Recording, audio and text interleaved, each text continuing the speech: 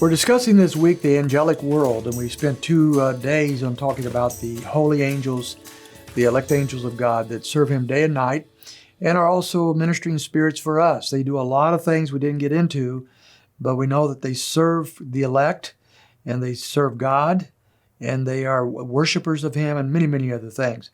Well, we're going to move over now to the demonic world. There's a lot of interest in demonic things today, some of it healthy, some of it not so healthy.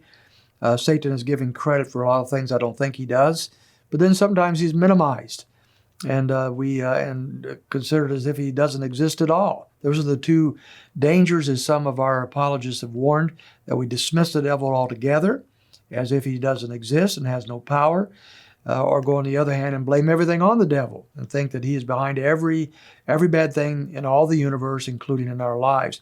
There's a better balance biblically than that. But we'll start out by talking about who Satan is. He's a created being. Exactly when he was created, we don't know.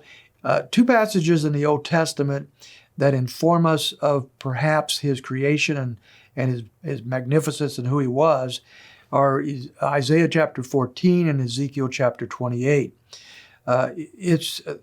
Commentators are divided to some degree over whether these are true descriptions of Satan or not, but it appears to be so. I would lean that direction for sure. And if so, we know that he was created holy. He was created magnificent. He perhaps was the greatest, most powerful, most beautiful being that the Lord had ever created. And yet, for some reason, he went rogue. The indication in those passages is he got proud.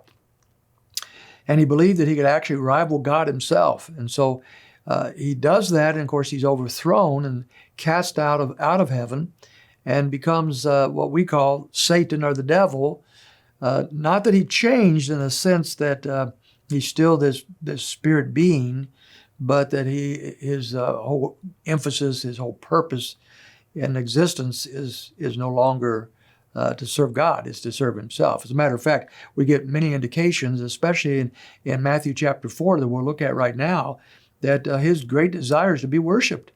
So if he wanted in heaven, in eternity past, somewhere along that line, to be worshiped, he still wants to be worshiped, even though he's overthrown. But we know that he's a spirit being. He's not a physical being. He's a spirit being. Angels are spirits. They're not physical beings. Satan perhaps could take on a physical form, as angels can, but he is in essence a spiritual being. But he does exist. He's not just a force. So some that come along and say, well, Satan is like a power, like a force that influences the world. That's not the picture of Scripture. Matter of fact, in Matthew chapter 4, when Jesus is led into the wilderness by the Spirit to be and fasted for 40 days, it said in verse 3, the tempter came and said to him, if you're the Son of God, command these stones to become bread. So here is a description of Satan himself coming to tempt Jesus at this time. And then it says in verse 5, then the devil took him to the holy city and had him stand on the pinnacle of the temple and again tempted the Lord. And then in verse 8 it says again, the devil took him to a very high mountain and showed him all the kingdoms of the world and their glory and said to him, all these things I will give you if you fall down and worship me. Now, knowing that the Lord had come to set up a kingdom on earth, the kingdom of heaven, Satan said, look, you don't have to go to the cross to get that. I will short-circuit the whole process. As the God of this age, as the one who has been made the ruler of this particular fallen age, Satan said, I'll give it to you. I'll give you the whole works. You can skip the cross and the whole thing. You can have this earth. You can have the kingdom. All you have to do is worship me. So that shows the pride, the arrogance of Satan himself and his great desire to be worshipped. But he exists. He is a true being. As a matter of fact, as we think about it, the scriptures in the Old Testament, I believe it's 7 different passages in the Old Testament reference the existence of Satan directly. And then every New Testament book virtually makes reference to him in some way, indicating that Satan is real, he's a real being, and he has real designs on us. Now, what does he do? We know he's powerful. We know he's magnificent. We know he has great abilities.